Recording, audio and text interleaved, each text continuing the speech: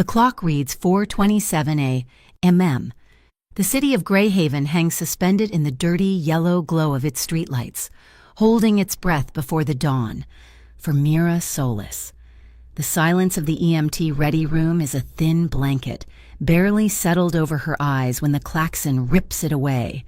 The sound is a physical assault, metallic and unforgiving. The first call of the shift, a multi-vehicle collision. Halcyon Tunnel. Mira is upright before her mind fully registers the alarm. There is no panic, only process. The muscle memory of 1,000 adrenaline-fueled mornings takes over.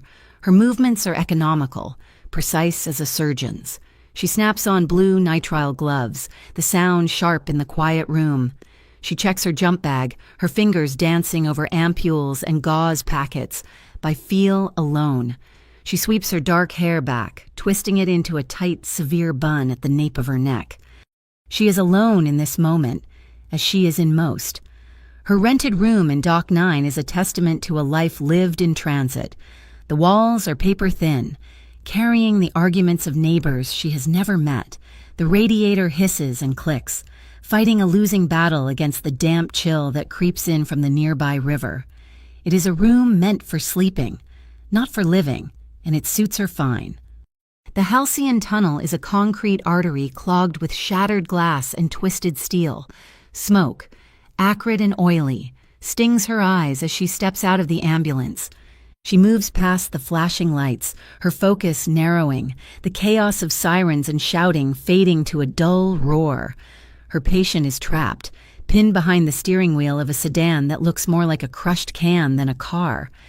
She slides through the space where the passenger door used to be, ignoring the mangled metal tearing at her jacket.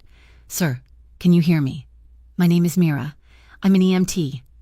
The man is conscious, groaning, his face a mask of blood. She does not see the expensive watch on his wrist or the signet ring. She just sees the compromised airway, the rapid, thready pulse she finds in his throat. This is Luca Valente, the youngest brother of Greyhaven's shadow ruler. But to Mira, he's just a set of vitals. She works swiftly, stabilizing his neck, securing an IV line. Her voice a calm, steady monotone, issuing orders to the firefighters working to cut him free. Then the sound of the scene shifts. A new vibration thrums through the pavement. A convoy of black SUVs, identical and menacing, slices through the blockade, stopping with a squeal of tires that sets Mira's teeth on edge. The doors open in unison. Men in dark suits spill out, forming a perimeter. From the lead vehicle steps Nero Valente. He is the epicenter of the sudden cold. The tunnel air seems to drop 10 degrees. He is tall, dressed in a suit so dark it seems to drink the flashing lights. His sleeves are rolled up, revealing forearms corded with muscle and two pale scars that run parallel, like brackets, enclosing a history of violence. He is the boss of the Valente Syndicate, a man whose name is spoken in whispers, a man who owns judges, cops, and half the skyline. His eyes, the color of wet steel, sweep the wreckage. They pass over the flashing lights, the firefighters, and Mira Solis, seeing her with the same relevance as a piece of debris. He sees the car, sees his brother, and starts forward. "Do not move him." Mira's voice cuts through the air, sharp and absolute. She does not look up from her patient, her hands steady as she bags him. Nero stops. The men behind him freeze. No one speaks. The only sound is the whine of the hydraulic cutters. Nero Valente, a man who has not been given an order in a decade, stares at the back of the small woman in the blue uniform. "I have seen command," Mira says, her voice muffled slightly as she leans in to check Luca's pupils. "Nobody touches the patient until I clear him for transport. Back away from the vehicle." Nero's jaw tightens. A muscle ticks beneath the stubble on his cheek. He is shocked, not by the command, but by the sheer, oblivious authority behind it. She did not just defy him, she dismissed him. She did not even look at him. He takes a single, measured step back, yielding the ground. His steel-gray eyes fix on her, trying to reconcile the force of her words with the small, pale wrist he can see, where a slight, persistent tremor betrays the adrenaline coursing through her. When Luca is finally extricated and strapped to the backboard, Mira straightens up. She signs the handover clipboard offered by a paramedic, her movements clipped. She finally glances at the man in the suit, her expression neutral. Professional. Nero nods once, a curt, dismissive gesture. Good. It is the only word he speaks. He turns his back on her, his attention already on his brother being loaded into the ambulance. His mind on the retribution this night will demand. He does not ask her name. He does not offer thanks. He does not see her.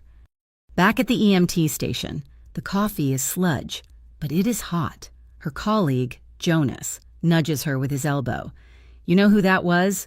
Right, you just told Nero Valente to stand down. Mira strips off her gloves, dropping them into a biohazard bin. She shrugs, the tension of the call finally unspooling from her shoulders. I tell anyone with a pulse who gets in my way to stand down. Jonas, they all bleed the same. That night, the undercurrents of Greyhaven's digital chatter roar to life. Every live stream, every blog, every dark corner of the web is buzzing. The crash was no accident. It was a message, a failed hit orchestrated by the rival Cade outfit. The city braces for a war.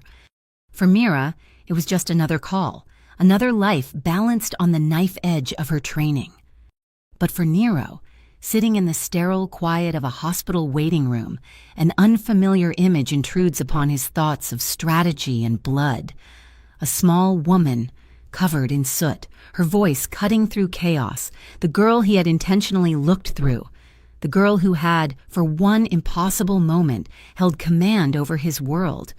The following day, the threat of war settled over Greyhaven like a coat of grime.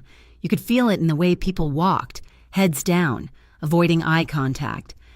The tension sent a ripple of need to the places that offered shelter. Mira, running on fumes and black coffee, picked up an extra shift at the Lantern Clinic in East Gables.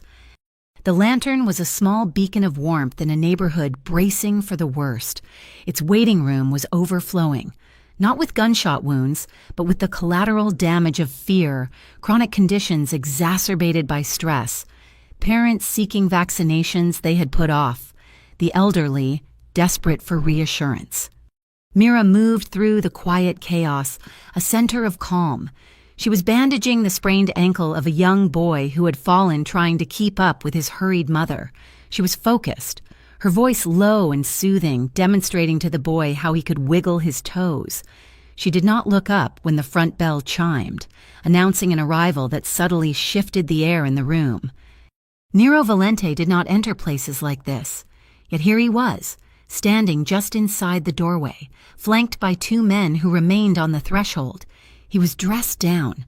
If one could call a tailored cashmere coat and dark trousers dressing down, he held a simple white envelope. His eyes scanned the room, absorbing the worn linoleum, the faded health posters, the scent of antiseptic and stale coffee. He was here to make a donation, an anonymous gesture his accountants insisted was good for the community portfolio. But his gaze snagged, against his will, on the woman in the blue scrubs kneeling on the floor. He watched her hands, the same hands he had seen tremble slightly in the tunnel, now impossibly gentle as they wrapped the boy's ankle. He watched the way she smiled at the child, a small, genuine upturn of her lips that did not reach her tired eyes. He told himself he was just assessing a variable, a person who had been present at an attack on his family, but his focus was too sharp, too specific. Elsa Ree, the clinic coordinator, bustled over, her expression nervous. "Mr. Valente, we are so grateful." Nero handed her the envelope, his attention still fixed across the room. "See that it is used for supplies, not administrative costs," he said, his voice a low rumble that did not belong in this bright, hopeful space. "Of course, thank you," Elsa whispered. Mira heard the voice. She did not recognize it, but its quiet authority made the hairs on her arms stand up. She finished with the boy, giving him a sticker, and as she stood, she heard the sound of expensive, hard-soled shoes turning on the linoleum. She heard the chime of the door. Her heart gave a single, hard kick against her ribs, a strange response to a sound. She dismissed it as fatigue and called the next patient. Outside, a cold drizzle had begun, slicking the pavement. As Nero reached his car, another vehicle slid to the curb. Vera Cade emerged, her red umbrella a slash of color in the gray day.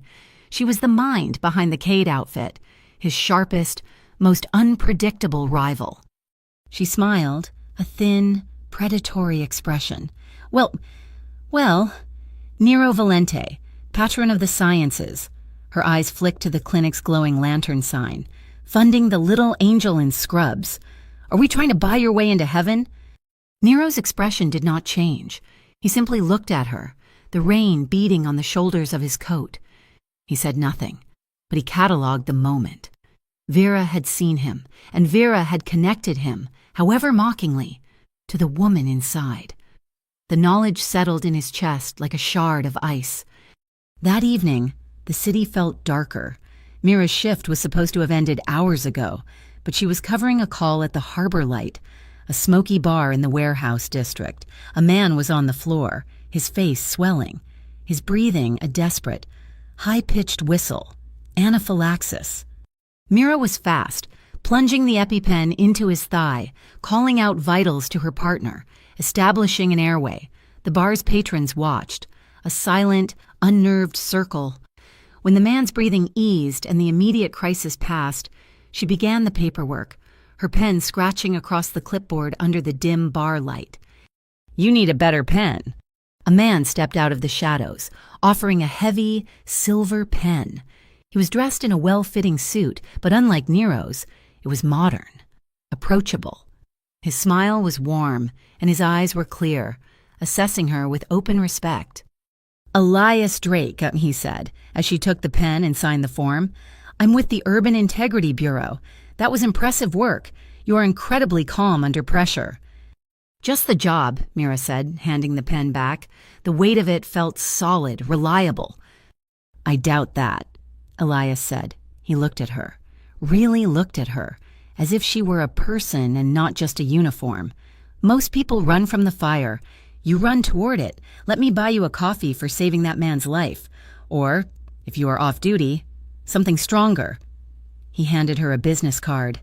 Mira felt a rare, hesitant warmth. "I'm still on shift, but thank you, Mr. Drake." "Elias," he corrected gently, "maybe another time."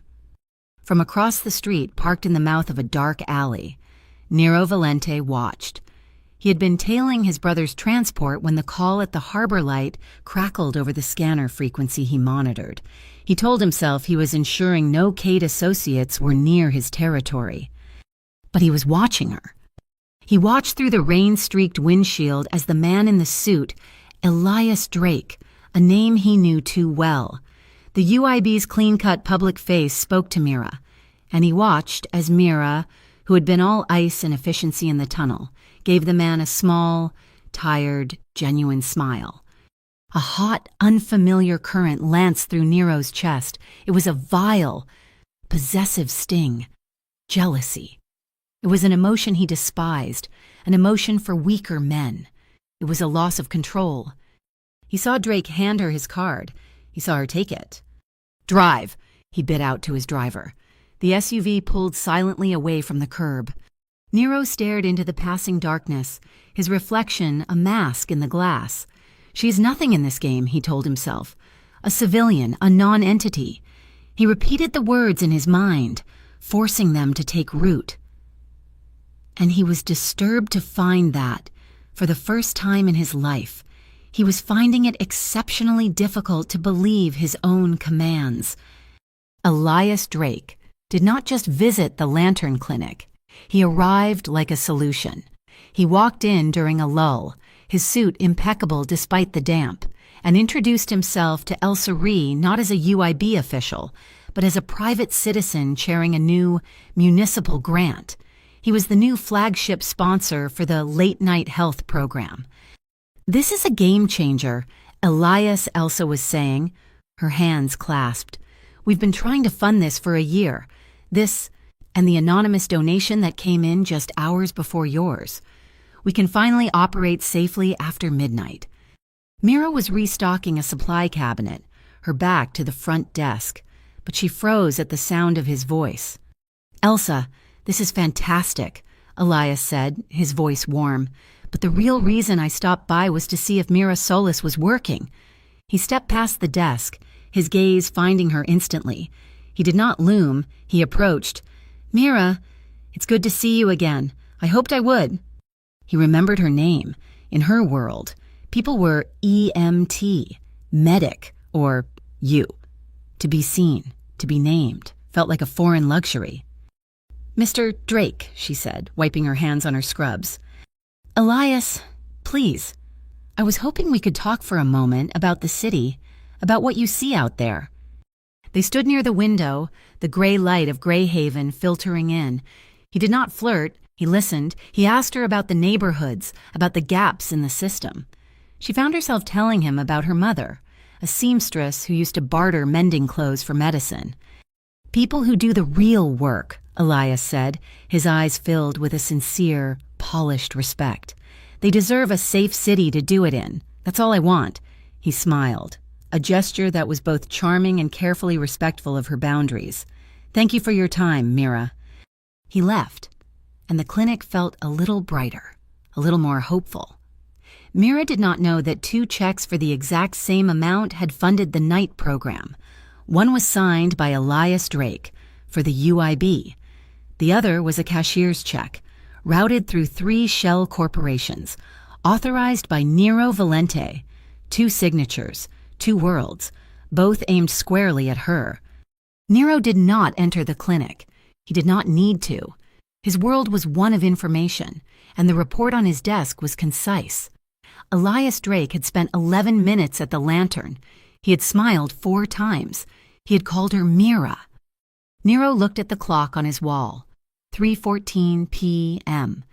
He imagined her in the clinic, perhaps smiling back. The muscle in his jaw tightened. He made a call. That evening, a nondescript plumbing van parked across the street from the Lantern. The next night, a dark sedan with tinted windows took up a post at the end of her street in Dock 9. They were ghosts, invisible protection. Nero Valente was guarding the one person in the city who did not know she was his. He did not go near her. He just watched the clock. And with every minute that ticked by, the steel bands of his control grew tighter, straining against an unfamiliar pressure. The rain came down in sheets a few nights later, turning the city into a smear of neon and black. The call was an overdose. A block from the clinic, a young man, barely 20, sprawled in an alley, his breathing shallow. "We need to move, now," Mira shouted to her partner, Jonas, over the deluge. They had him on the gurney, a portable backboard, and were trying to wheel him to the ambulance. The alley was slick with a foul mix of rainwater and garbage. The gurney's wheel hit a loose cobblestone and skidded. Jonas slipped, falling to one knee. The gurney tilted violently, the patient beginning to slide. "I do not have him," Jonas yelled. Mira threw her weight against the gurney, her gloves slipping on the wet metal rail. It was too heavy. It was going to tip. A shadow detached itself from the deeper darkness of the alley. In one fluid, powerful motion, a man was there. Nero? He did not speak. He simply lunged, catching the high side of the gurney with one hand. His grip was absolute. With his other hand, he grabbed the rail just beside Mira's, his bare fingers brushing the back of her gloved hand. The contact was like a static charge, a jolt of pure energy that flashed up Mira's arm. He leveled the gurney with an effortless, controlled strength, and then he looked at her. It was not the dismissive glance from the tunnel. It was not the veiled assessment from the clinic. He looked at her as if she were the only thing in the alley, the only thing in the world. His dark eyes were stripped of all pretense, all command. In the pulsing red light of the ambulance, she saw something raw, something that looked almost like a confession. His silence was deafening, a question he had no right to ask. Mira's breath caught, her heart hammered, a frantic bird against her ribs. She was the first to look away, breaking the charge. "Thank you," she said, her voice strained. "Professional." She and Jonas pushed the gurney the last few feet, loading it into the ambulance. Nero did not follow. He just stood in the rain, a dark, motionless sentinel. As Mira was about to climb in, a car pulled up. Elias Drake got out, holding an umbrella, his expression concerned. "I heard the call on the scanner. I was nearby. Is everyone all right?" He stopped, his gaze shifting from Mira to the man standing in the alley. Elias saw Nero Valente, soaked to the skin, standing entirely too close to Mira Solis. The two men locked eyes over the short distance. Elias's look was all armored politeness, a questioning, civic authority. Nero's was flat, unmoving, and utterly possessive. Mira, oblivious to the silent declaration of war happening in front of her, wiped the rain from her face. "We are fine. Just a slip." She looked at both of them. Two powerful men standing in a downpour for reasons she could not fathom. "We have warm water in the ambulance. If either of you—" "No," Nero said. His voice was gravel. "I am fine. Thank you, Mira," Elias said, his smile tight. He turned it back to her, deliberately shutting Nero out. "I heard a joke at the precinct today. You will appreciate this. Why do EMTs cut the pants off patients?" Mira, exhausted and running on adrenaline, played along. "I do not know. Why?" "Because scissors are faster than asking for their insurance card." It was a stupid inside baseball joke. Mira let out a short, tired laugh. The sound hit Nero like a physical blow. He watched her laugh for another man, a man who represented everything he was not public. Clean, safe. His eyes darkened until they were black pools in the flashing light. He turned without a word and disappeared into the night. Later, as Mira finally stripped off her damp uniform in her small Doc 9 room, her phone buzzed, a single text from an unknown number. "Doc 9 isn't safe tonight." She frowned, a prickle of unease running down her spine. She looked out her window at the dark, quiet street. Probably a prank from Jonas, or a misdial. She was too tired for mysteries. She deleted the message and fell into bed. Miles away, in a car overlooking the river, Nero Valente slowly uncurled his fist. His knuckles were white.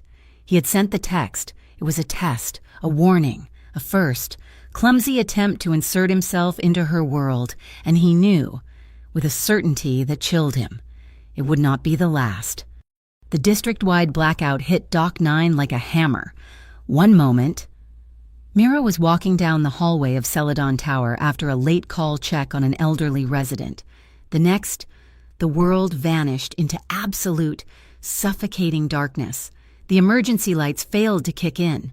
She fumbled for the freight elevator, her muscle memory guiding her, and stepped inside just as the generators for the rest of the block sputtered and failed. The elevator car did not move. It was an old, rattling metal box, and the silence that fell was heavier than the dark. She was trapped. She pressed the emergency button, but the bell was dead. The air grew close, smelling of grease and old metal. She took a steadying breath, fighting the primal urge to panic, her EMT training kicking in, assess the scene. She was secure. She was not injured. She just had to wait.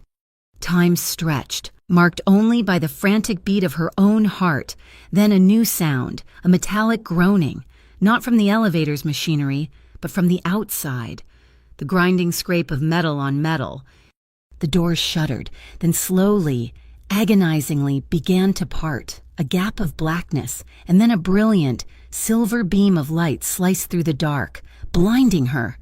It pinned her against the back wall, making her throw up a hand. "Are you all right?"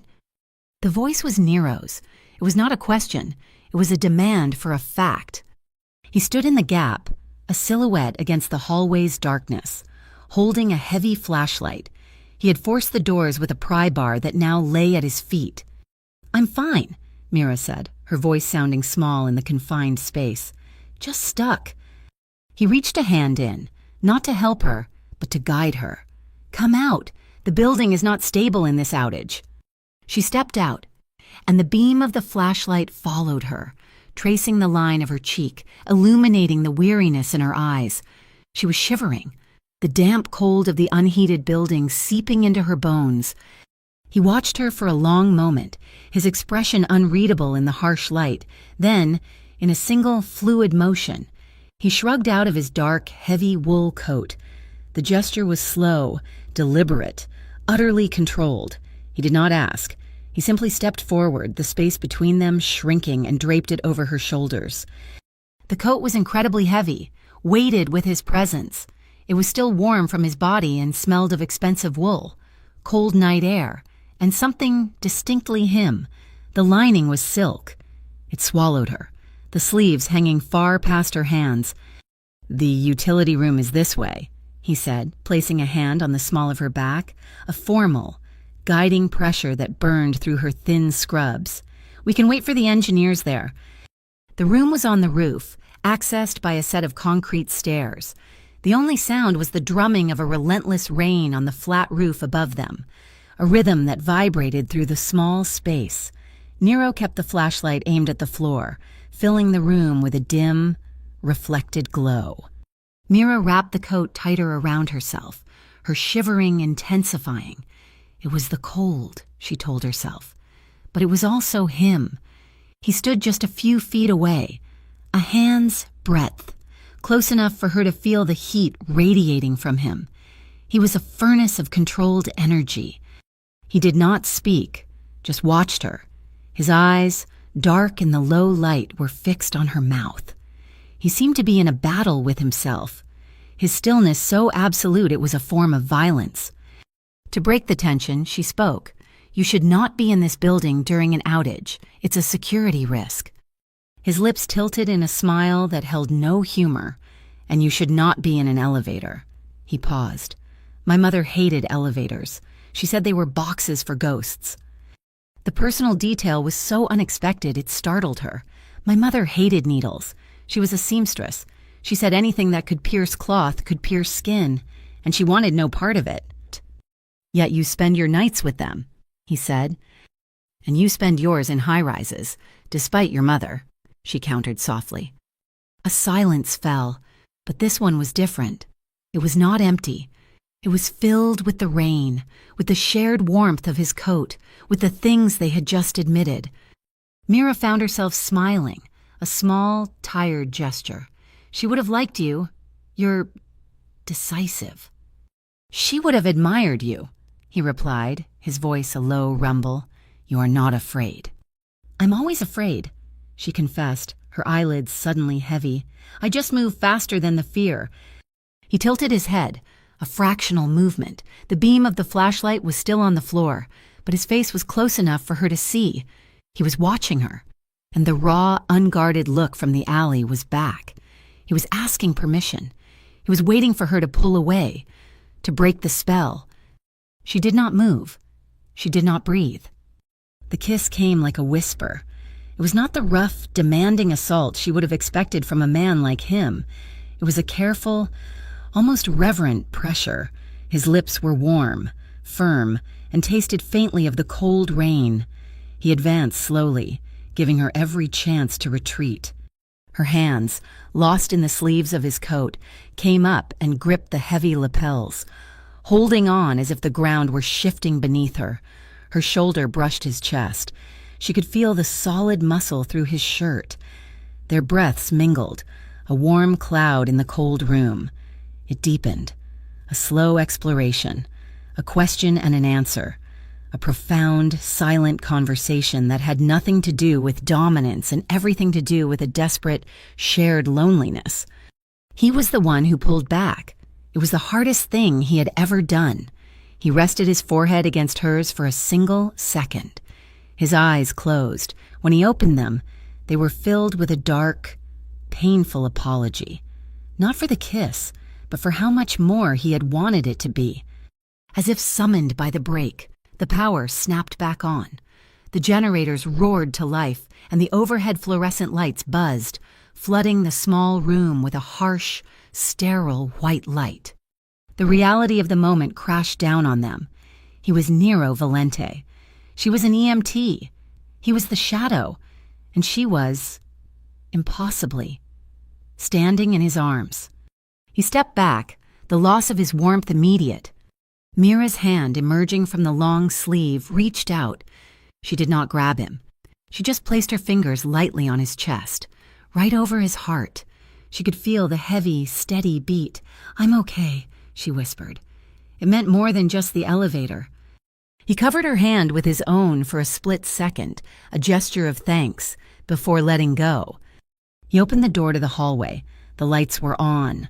The illusion shattered. As they stepped out, a figure stood at the far end of the corridor, near the main elevators.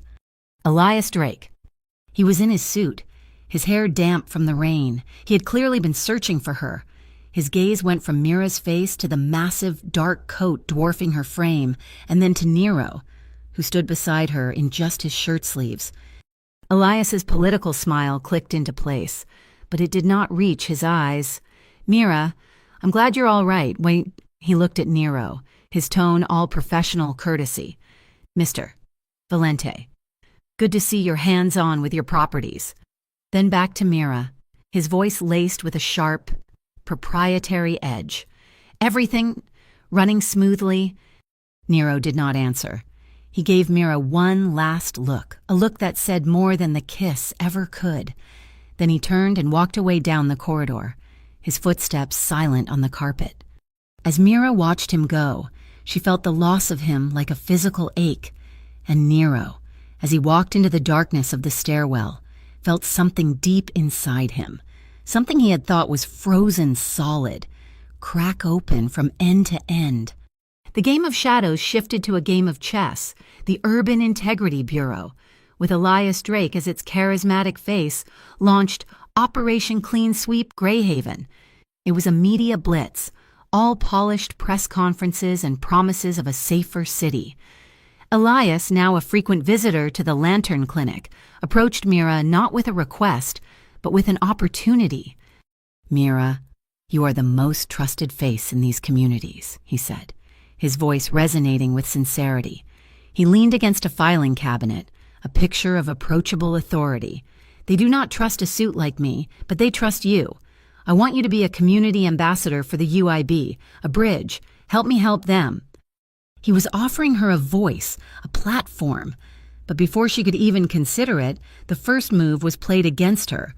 A leak, starting on a fringe political blog and spreading like wildfire to the major news outlets, Valente Syndicate's anonymous donation funds East Gables Clinic. The story was toxic. It conflated Nero's blood money with the clinic's hard-won trust. Mira's world tilted. Patients who used to greet her with smiles now looked at her with suspicion. Online, the comments were brutal. They found a picture of her from the tunnel, soot-streaked and exhausted, and juxtaposed it with a file photo of Nero. The nickname was cruel, and it stuck. The Mafia's Angel. In his penthouse office overlooking the dark river, Nero shattered a glass against the wall.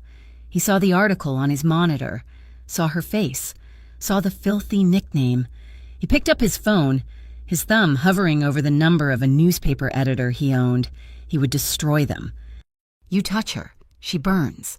Vince, his advisor, stood in the doorway. He was the only man who could speak to Nero this way. "Think. You make one call. You confirm the story. You threaten that blogger. You prove you have something to hide. Right now, she's an inconvenient story. You get involved. You make her a target. Your target." Nero's hand clenched the phone so tightly the case creaked. The logic was cold, perfect, and unbearable. Who could move mountains of concrete and cash, who could erase men from the city registry, could not lift a finger to protect her. To protect her. He had to swallow the poison and do nothing. It was the most violent act of self-control he had ever committed. The city, however, does not wait. Vera Cade, sensing the shift in the game, made her own move. She held a press conference, not in some stuffy office, but in the heart of Dock 9, on the street corner nearest Mira's apartment. Trucks bearing the Cade Outfit logo were handing out emergency aid kits and grocery vouchers. Vera, chic in a tailored coat, stood before the cameras. "While some people," she said, her voice dripping with mock sympathy, "hide their money in so-called anonymous donations, we are here, on the ground. We believe in direct action, not in buying the silence of—" She paused, as if searching for the term. "Local angels." She smiled, then gestured behind her. A massive poster had been unfurled, a candid shot from inside the lantern clinic. It was Mira, her back to a supply shelf, laughing at something. Standing next to her, smiling warmly, was Elias Drake. "We support true public servants," Vera said, "like Mr. Drake of the UIB, and the hard-working people he inspires. Greyhaven deserves charity, not a charitable love that comes with strings." The report played on the large screen in Nero's office. He had weathered the Mafia's angel story. He had held himself in check. But the sight of that photograph, Mira, smiling, with Elias, all of it manipulated by Vera, shattered his discipline. This was not just an attack, it was a humiliation. It was Vera, using Elias to twist the one pure thing he had encountered. The jealousy that had been a cold sting in the alley was now a white-hot, possessive rage. He had been invisible. Now, he would be unmissable. Mira was leaving the clinic, head down, trying to ignore the single persistent reporter asking her for a comment. When the black SUV pulled up to the curb, it did not just stop, it arrived, planting itself like a flag. The back door opened. Nero Valente stepped out, in the middle of the afternoon. The reporter's jaw dropped. He fumbled for his camera. Nero ignored him. He ignored the whispers from the street. He walked directly to Mira, stopping just in front of her, his body a solid shield. He looked down at her, his eyes searching her face, cataloging the exhaustion and the new lines of strain around her mouth. Then he turned, a predator assessing his territory, and faced the stunned reporter. He did not raise his voice. He did not threaten. He simply stated a fact, his voice a low, cold instrument of command. "She saved my life, through my brother. She is not part of your story." He put his hand on the small of her back, the same formal, possessive gesture from the blackout, and guided her to the SUV. "Get in." It was not a request. But Mira stopped. She looked at his hand, then at his face. "No, this is my work. Nero, you cannot do this." He stared at her, a silent, furious battle raging in his eyes. He had just claimed her in front of the world, and she was defying him. But the reporter's camera was flashing, and he saw the checkmate. He slowly, agonizingly lowered his hand. "As you wish," he said. The words clipped. He got back in the SUV and was gone. The clip was on every channel within an hour. Elias Drake watched it in his office, his hand tightening on the strap of his leather briefcase until his knuckles turned white. His entire strategy was built on being the safe, clean alternative. He was the light. Nero was the dark. Now. Nero had just walked into the daylight, muddying all the lines, claiming the one person Elias had earmarked as his own symbol of integrity. He found Mira at her apartment that night. He was the picture of concern. "Mira, what he did today was unacceptable. He put a target on your back. He's using you as a pawn, the same way Vera is." He stepped closer, his tone dropping to one of intimacy, of shared purpose. "Do not let them define you. The UIB Benefactors Gala is tomorrow night. Come with me. Not as a date," he added quickly, "but as my guest of honor. Stand on that stage with me. Tell your story, in your own words. Show this city who you really are, not who they say you are." Mira was tired of being a symbol. She was angry at Nero for his presumption and wary of Elias's polish. "I will go," she said, "but not with you. I will go on my own." Nero called her minutes after Elias left. His voice was tight, restrained. "You are walking into the lion's den. He will use you." "And you are not today," she shot back. A beat of silence. "Let me send a car. My men. They will be invisible." "No, Nero," she said, her voice firm, closing the door on the argument. "I am not your territory." He did not argue, and he simply hung up. His nod, alone in his penthouse, was slow, like a glacier moving. His eyes were dark, starless. The gala was a different world, a sea of black ties and glittering dresses in a ballroom overlooking the city. Mira felt alien in a simple, borrowed dark blue dress, her EMT-issued boots swapped for uncomfortable heels. Elias found her instantly, a perfect host, guiding her through the crowd, his hand resting proprietarily on her back. "See," he whispered, his smile brilliant for the cameras. "This is where the real change happens. Mira, not in the gutter." He was pulled away by a politician. Mira stood alone for a moment, a small island of reality in an ocean of performance. A waiter brushed past her, a subtle, practiced move. "Ma'am." Something cold and small was pressed into her palm. Her fingers closed around it automatically. She looked down, opening her hand just enough to see a black anonymous USB drive. A whisper, so low she almost missed it, from a man already disappearing into the crowd. "If you want to know who really owns the violence in Greyhaven, watch." The click of her apartment door locking was the loudest sound Mira had ever heard. The gala dress felt abrasive against her skin, a costume from a world she had only just learned was a stage. She tore it off, throwing it in a heap, and pulled on her worn EMT uniform pants and a soft t-shirt. Comfort, control. She sat at her small table, the laptop humming, and plugged in the USB. The screen filled instantly. It was not a jumble of stolen data, it was a meticulously organized archive. Folders labeled Toru, UIB, and CADE. She clicked, and the floor dropped out from beneath her. Internal memos from the Tri-State Organized Response Unit, side by side with UIB strategic plans. They were working together. It was a complex, suffocating net, woven from jurisdictional loopholes and political ambition. Elias Drake was not fighting a war on crime, he was directing one.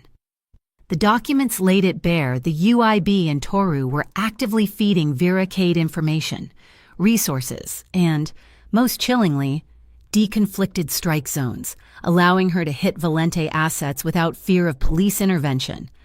The goal was simple: escalate the violence, let the city bleed just enough.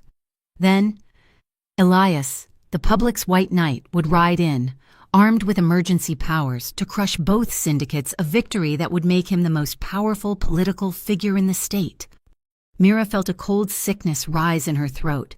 Every donation, every late-night health program, it was all about optics. Then she saw the video file, labeled only PKG Meet 04.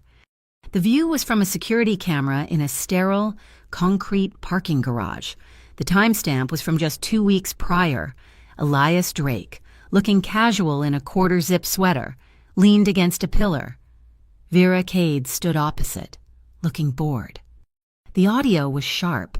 "The Valente donation was a gift," Vera said, her voice dry. "Your leak played perfectly." "It had to," Elias replied, his tone the same reasonable, earnest one he used at the clinic.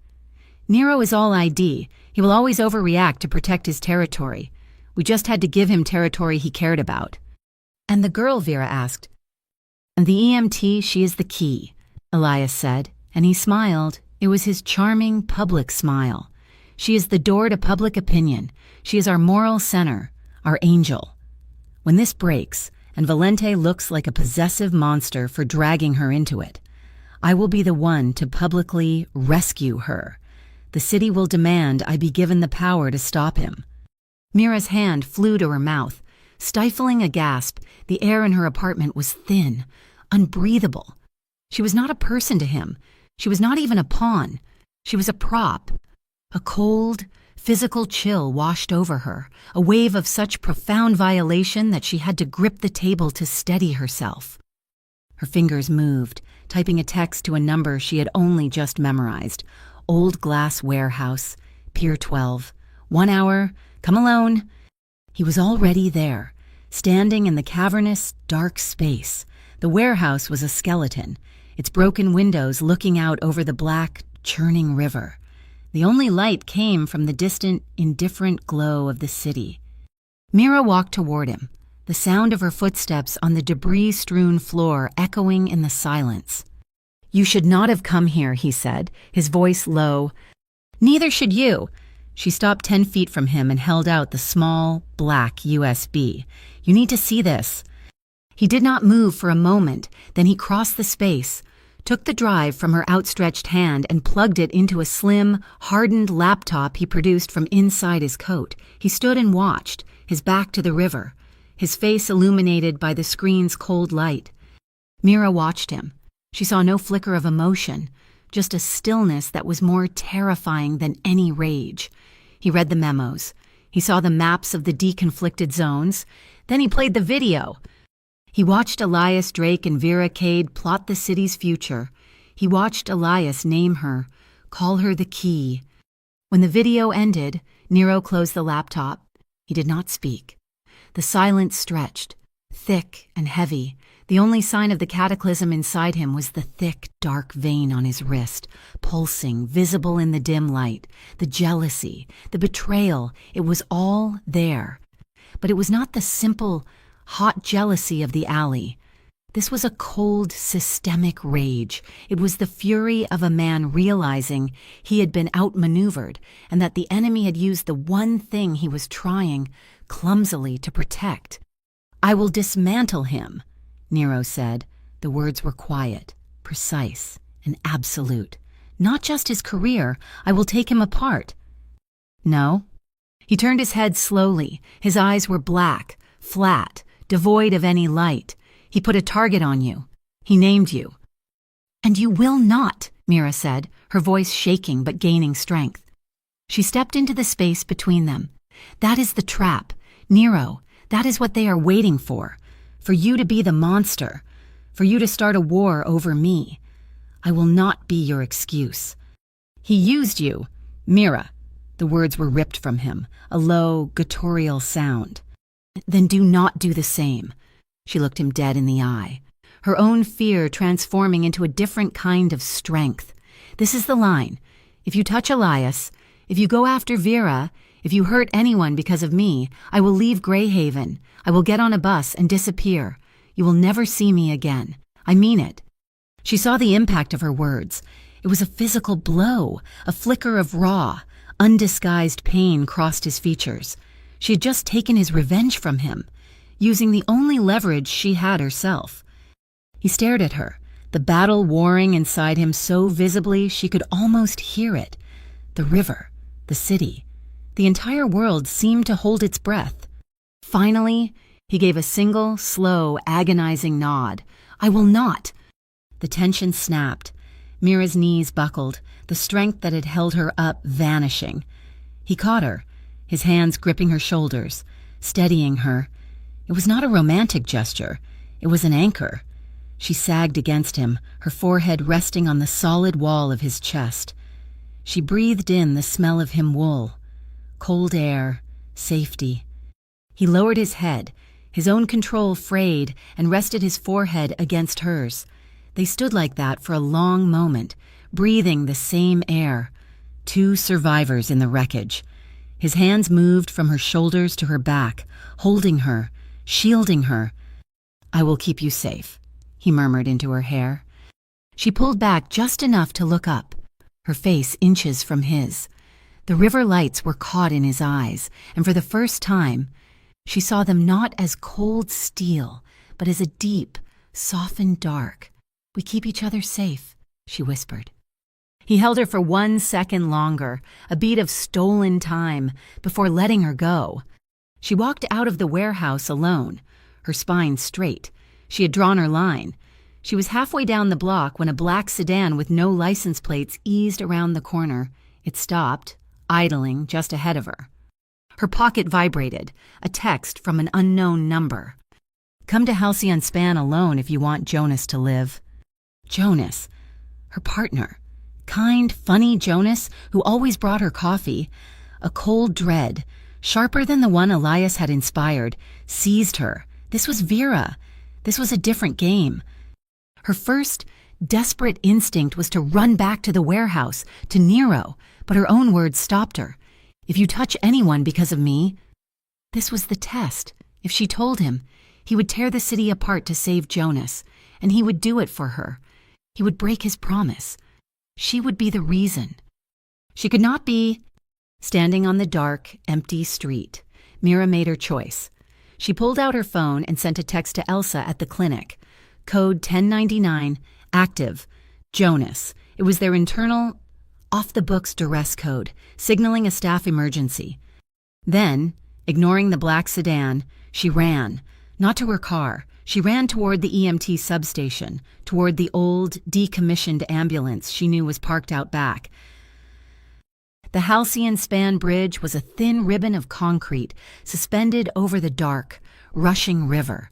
The wind was a physical force, screaming through the high-tension cables, trying to peel Mira from the earth. She had parked the old ambulance 100 yards back and walked, her boots heavy on the grating. Vera Cade was waiting by the center pylon, illuminated by the harsh, yellow glare of temporary construction lights. She was flanked by 2 gunmen, their forms solid and unmoving against the wind, in the illuminated cabin of a construction crane. Mira could see Jonas. He was slumped, his hands bound. "The angel arrives," Vera called out, her voice thin but sharp in the wind. She smiled, a gesture that held no warmth. "I am impressed. You came alone." "Let him go," Mira said, her hands visible, open at her sides. "Oh, we will. We are all going to go our separate ways." Vera took a step forward, the wind whipping her coat. "Here is the deal. You give me the USB drive and you come with me. You are my insurance policy, my exit visa from this city." "What are you talking about?" Mira stalled, her eyes fixed on the crane cabin. Vera laughed, a dry, rattling sound. "Do not play naive. It does not suit you.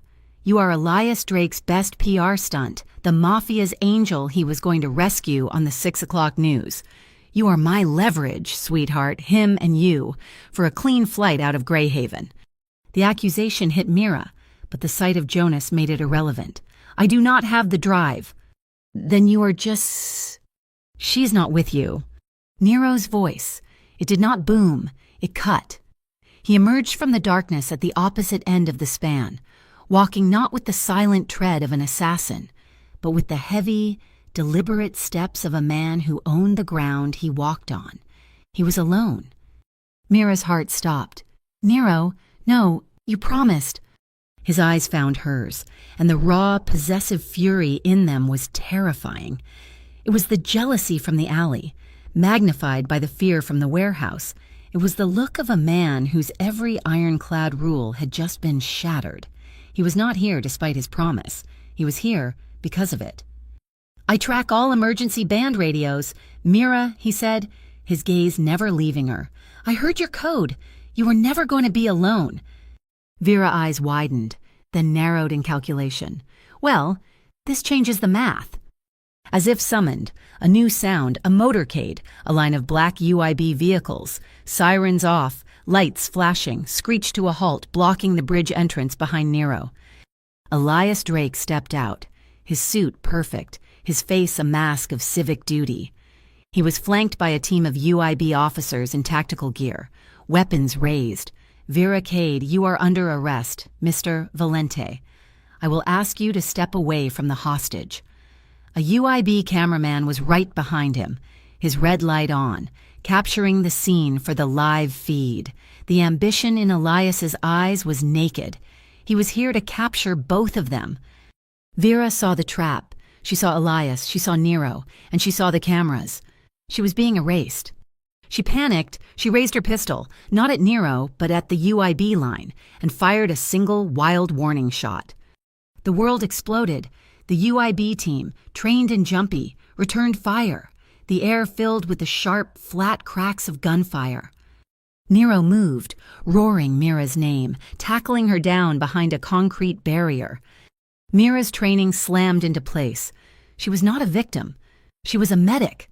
"Jonas!" she screamed. She scrambled out from under Nero's protective weight, ignoring his shout, and sprinted low and fast toward the crane. Bullets sparked off the metal, ricocheting with high-pitched whines. She reached the cabin, tore the door open, and used her trauma shears to cut Jonas's bonds. He was dazed. A cut on his forehead. "Go the ambulance, run." She shoved him out, pushing him toward the only safe place on the bridge.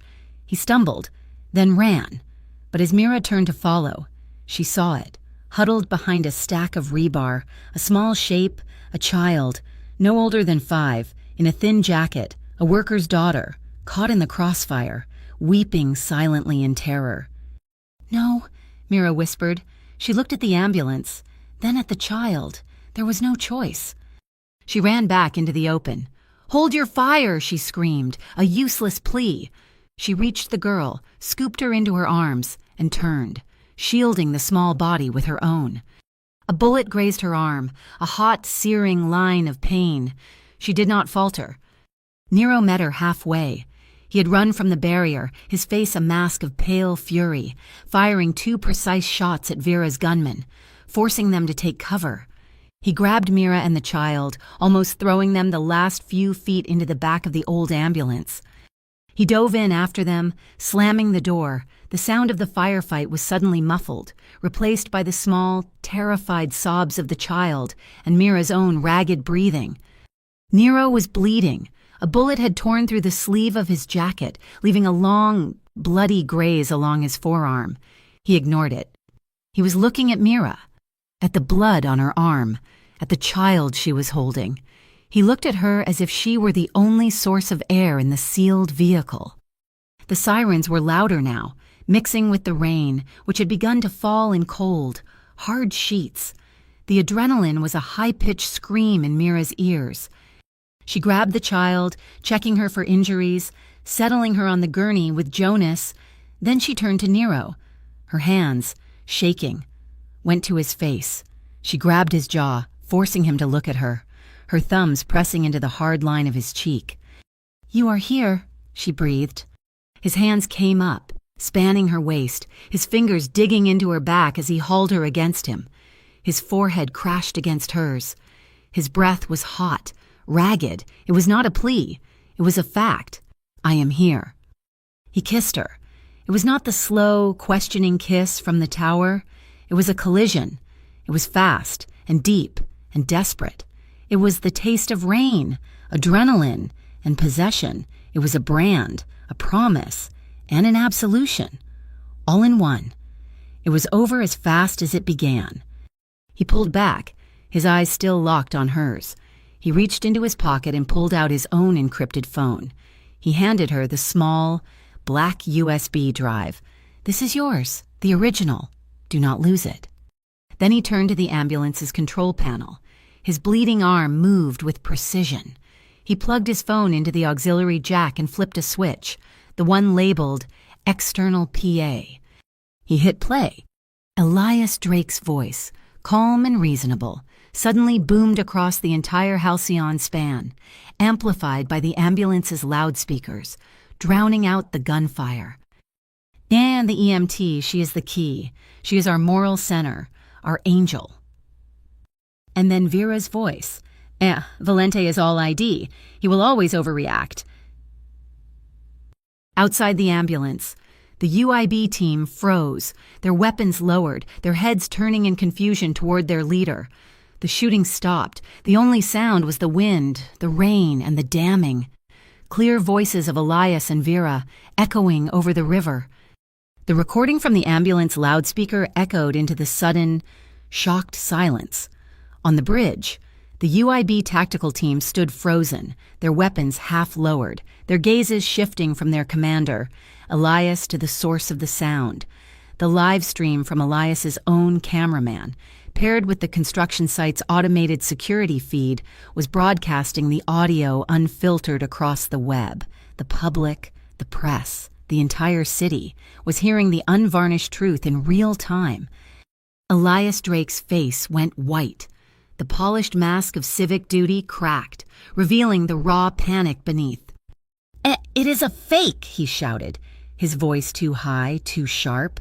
"That is a deep fake Valente's audio manipulation. He is setting me up." But the lie crumbled as it left his lips. The voice was undeniably his, the same earnest, convincing tone that had charmed a city, the metadata on the file, which Nero had made sure was visible on his phone's screen and now broadcast, was time-stamped. It was dated before the gala, before the Mafia's angel story had even peaked. His own voice, his own words, had convicted him in the courtroom of public opinion. Vera Cade understood the trap first. She was finished. Elias was finished. The cameras were rolling, and she was surrounded by UIB agents who now looked at their boss with dawning horror. She saw Mira, standing near the ambulance door, the source of it all, the witness. "You!" Vera snarled, and her arm came up. Her pistol aimed not at Nero, not at Elias, but at Mira. There was no time for a warning. There was no thought. There was only the animal instinct that had lived in Nero's chest since the tunnel. He moved, launching himself forward, his body a shield, covering Mira just as the gun fired. The impact was a brutal shove, sending them both smashing against the side of the ambulance. Nero grunted, a sharp exhalation of pain.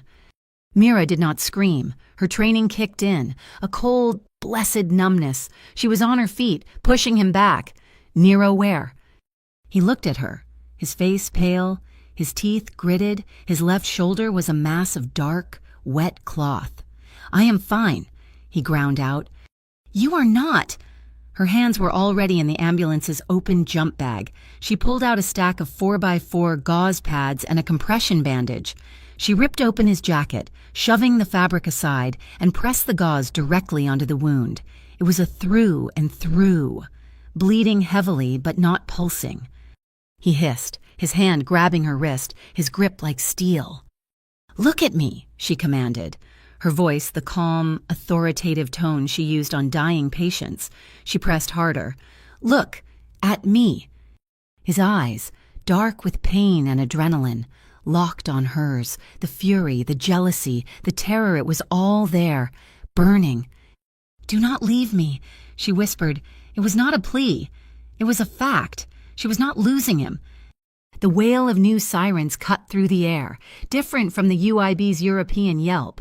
These were the heavy, low-frequency sirens of the city's Civilian Oversight Bureau. Their black and white vehicles flooded the bridge, cutting off all exits. Men in dark blue uniforms, marked CSOB, stepped out. They were not a tactical team. They were investigators. A man in a trench coat, his face weary and unimpressed, walked directly to Elias. "Director Drake, you are relieved of command. This is now a CSOB scene." Simultaneously, a quiet, efficient team of plainclothes officers' internal affairs moved past them, their target singular. They surrounded Vera Cade, who stood defeated, her gun empty at her side. "Miss Cade, you are in custody." The bridge was now a constellation of flashing lights, blue, red, and the harsh white of news cameras. The press had arrived, and their lenses were focused on the three centers of the drama. Elias C., pale and silent as he was questioned, Vera being led away in cuffs, and Nero Valenti bleeding, with the Mafia's angel holding him together. Nero was still on his feet. He looked at the chaos, the swarm of new officials, the blinking red lights of the cameras. He was armed. He was a criminal. He was, in this moment, the most wanted man in the city. He made his choice. Slowly, deliberately, he reached inside his ruined jacket with his good hand. He pulled out his heavy, dark pistol. The CSOB officers tensed, raising their weapons. Nero did not look at them. He looked only at Mira, and he let the gun fall from his fingers. It hit the wet pavement with a heavy, final clatter, a public surrender. He turned to her, his back to the cameras, his body shielding her from the world's gaze. The pain was making him weave, but his voice was clear. "I choose you," he said, the words raw. "I choose you over power." The declaration, spoken just for her, was caught by a dozen boom mics. The speculation was over. Mira's eyes, which had been dry and focused, filled with tears. She grabbed his good hand, lacing her bloody fingers with his. She slid her shoulder under his injured one, taking his full weight. "I know," she whispered. "Now let's go."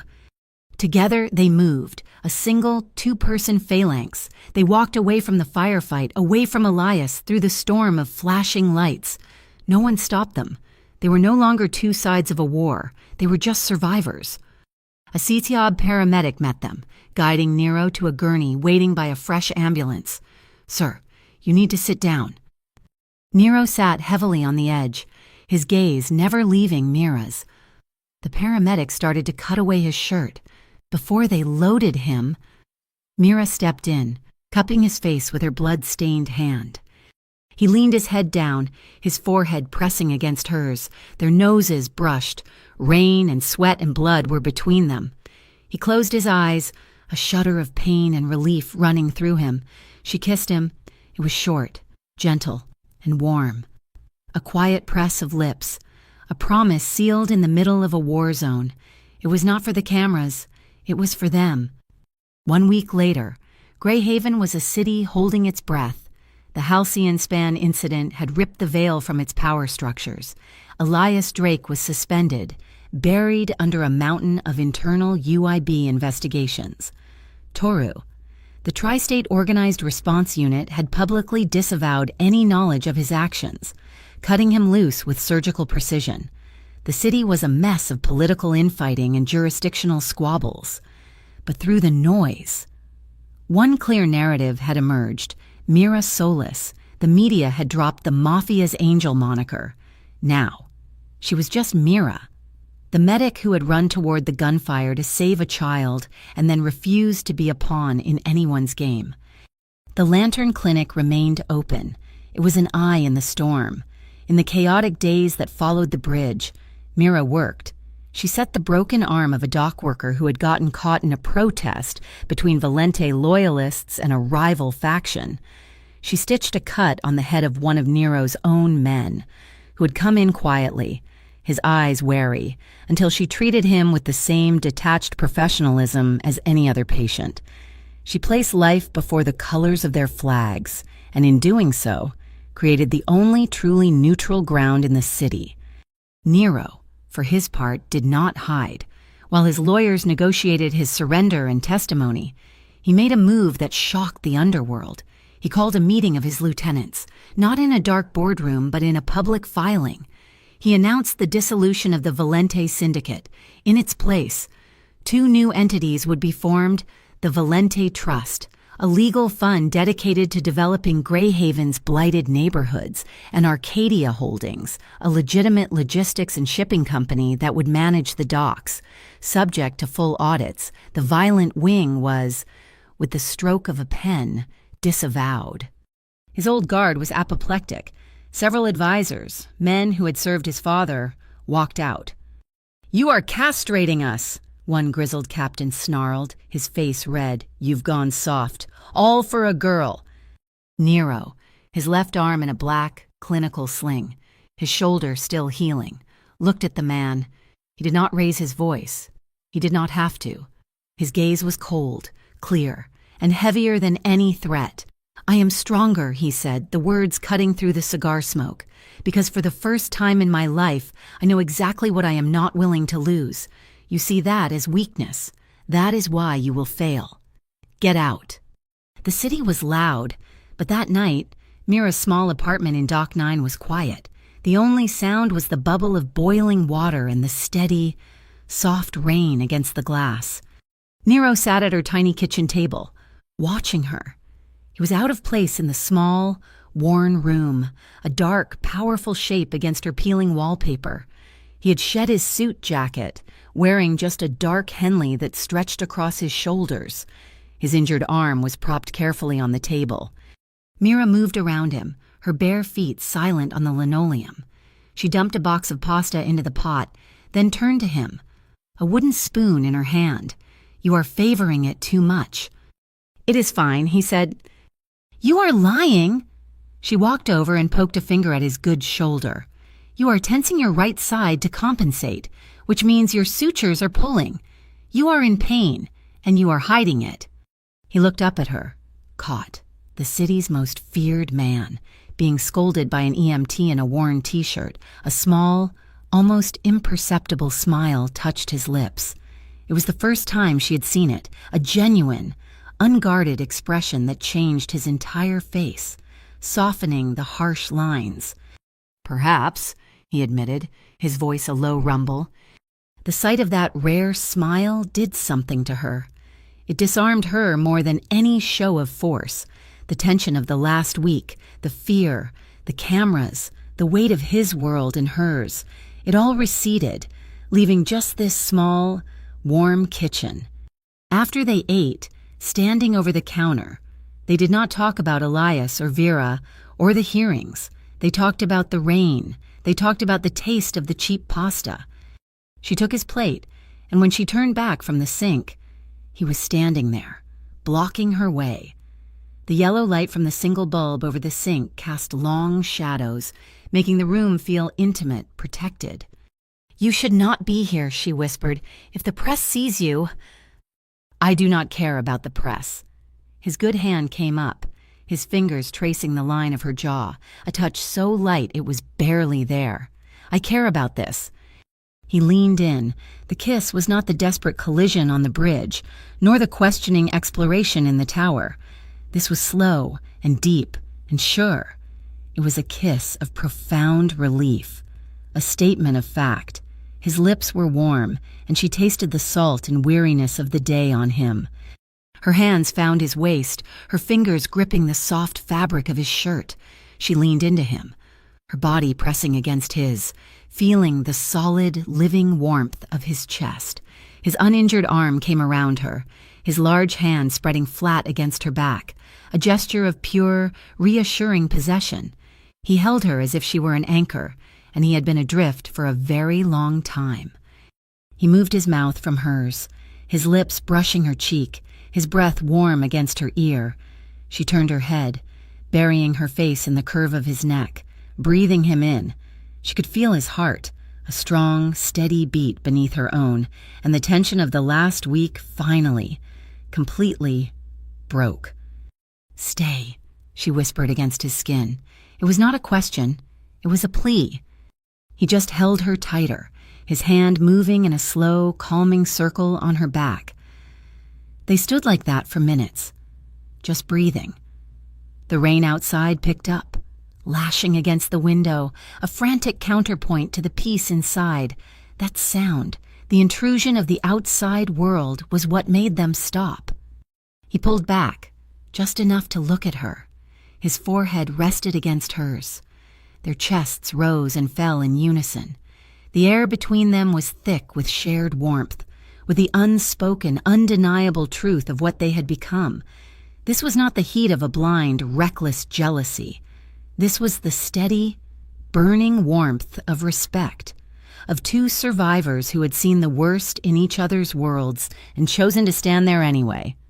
Her phone buzzed on the counter, the sound abrasive. Mira did not want to look. She sighed, her breath fogging the small space between their faces. He did not move, just watched her. She picked it up. A text from a number she did not recognize, but the message was clear. "Public hearing, Halcyon incident, Asterion Hall, tomorrow, 10 a.m. You have been subpoenaed."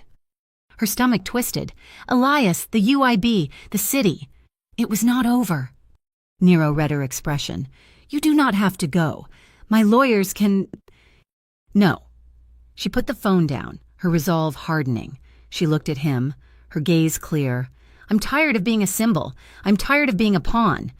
She picked up her worn EMT jacket from the back of a chair, the one he had worn, the one she had used as a makeshift blanket for the child on the bridge. She put it on, zipping it up. It was her armor. "I will go," she said, "and you are coming with me, not in front of me to protect me, and not behind me in the shadows. You will walk in beside me." Asterion Hall was not a courtroom. It was a theater, and it was staging the trial of Greyhaven's soul. Every seat was filled. Cameras lined the walls, their red lights like a dozen malevolent eyes. Mira and Nero walked down the center aisle, side by side, as promised. He was in a dark suit, his left arm bound in a sleek black sling. She was in her blue EMT uniform, her jacket zipped to the collar. They were a study in contrasts, a visual representation of the city's two halves, and they did not break step. The special prosecutor, a sharp woman brought in from outside, stood as they reached the front. Her voice was amplified, carrying to every corner of the packed room. "Mr. Valente, the city is prepared to offer a conditional path to immunity, full, verifiable cooperation in dismantling the remaining violent factions, in exchange for your complete and public testimony against Elias Drake and the UIB collaborators." The room went utterly silent. The entire city, watching on screens, waited for the Mafia boss to do what he always did: negotiate, leverage, protect his power. Before Nero could answer, a man in the third row stood up. It was one of Nero's former captains, the one who had called him soft. "I have a confession," he shouted, waving a piece of paper, his face a mask of false righteousness. "The UIB is offering me a deal." It was her. The girl, she was the mole all along. She used the Lantern Clinic to feed Valente information on Cade. It was a desperate, chaotic smear, a last-ditch effort by Elias's remaining moles to muddy the waters, to shift the blame, to give the corrupt faction a single thread of plausible deniability. The cameras swung wildly, focusing on Mira. Nero's body went rigid, his good hand clenched into a fist at his side. He took a step, his shadow falling over the man. But Mira moved first. She put a hand on his chest, stopping him. She did not look afraid. She did not look surprised. She looked, finally, angry. She walked past Nero, past the prosecutor, and stood at the central podium, adjusting the microphone to her height. The room hushed.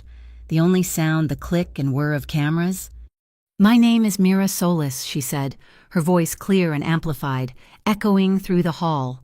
It held no tremor, only the steady authority of the Halcyon Tunnel. "I am an EMT. I do not traffic in information. I traffic in life." She recounted every minute: the tunnel, the clinic, the overdose in the rain, the construction site, the child. She looked directly into the main broadcast camera, her gaze bypassing the politicians and the lawyers, speaking directly to the city. "For my entire life in Greyhaven, I have been invisible," she said, "and for the last month, I have been treated like bait. I am not invisible, and I am not bait. I am a witness, and this is the truth." "She is right," Nero's voice cut in. He walked to stand beside her, his good hand placing a small, black hard drive on the podium. The sound was a definitive click. "The confession you just heard is a lie, orchestrated by Elias Drake. This," he tapped the drive, "is the truth, not just the parking garage video, the entire ledger, every laundered dollar Elias filtered to Vera Cade, every dirty cop on the UIB payroll who helped him do it. The metadata is intact." He turned, not to the captain, but to the special prosecutor. "I will sign the Greyhaven Revitalization Pact. I will turn over Arcadia Holdings to full, public, independent audits. I will do it today. In exchange, I want legal amnesty for every low-level employee of the Valente Syndicate who had no part in the violence, the men who drive the trucks, not the men who pull the triggers. They get to keep their jobs." It was a total surrender of his underworld. The captain in the third row saw his life ending. The UIB deal was smoke. Elias was gone. He was exposed. He panicked. His hand darted to his ankle holster, pulling a small, silver pistol. The room screamed.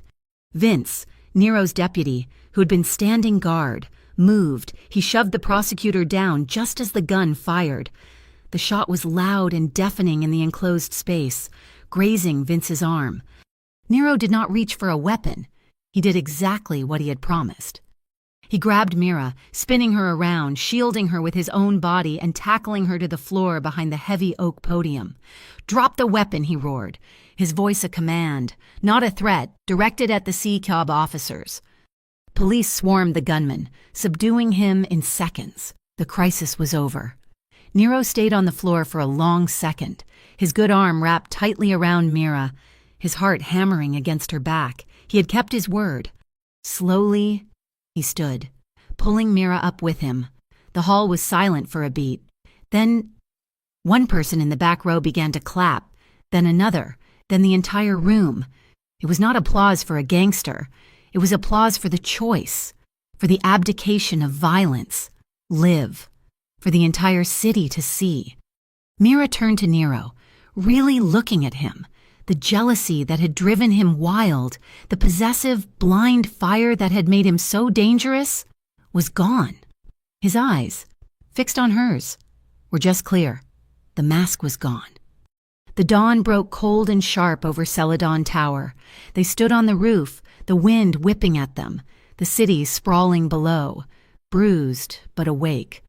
He was still in his suit. She was still in her uniform. She shivered, and Nero, wincing slightly, took his arm out of the sling. He did not give her his suit jacket. He took her worn, blue EMT jacket, the one he had draped on her in the power outage. From where she had laid it over a vent, he gently, reverently, slipped it over her shoulders, a reversal of roles. "You save people," he said, his voice quiet against the wind. "I am learning how." She zipped up the jacket. It was her armor. They walked to the very edge of the roof, the drop severe, the view infinite. He took her hand, his fingers lacing with hers. She turned to him. He leaned down, and their final kiss was a vow. It was slow and deep and warm against the morning chill. It was the taste of the salt wind from the river, the soft, sure pressure of his lips, the solid wall of his chest meeting hers, his good arm wrapped around her, pulling her close, and her hands came up to frame his face. They breathed each other in, a shared rhythm, a single heartbeat in the vast open air. "Home," he whispered against her mouth. "Home is here." Greyhaven would not change in a night. The corruption ran too deep. But on that roof, as the sun rose, two people had laid the first brick, and the blinding, savage jealousy that had once driven Nero Valente to the edge of madness had finally, completely, been shattered not by power or by force, but by the simple, terrifying act of truly seeing the woman who had been invisible for so long. Thank you for listening to this story. We would love to know where you are tuning in from, so please comment below and share your thoughts. If you enjoyed this journey, please subscribe to Mafia Boss Story, give this video a like, and support us by hitting that hype button so this story can be heard by many more.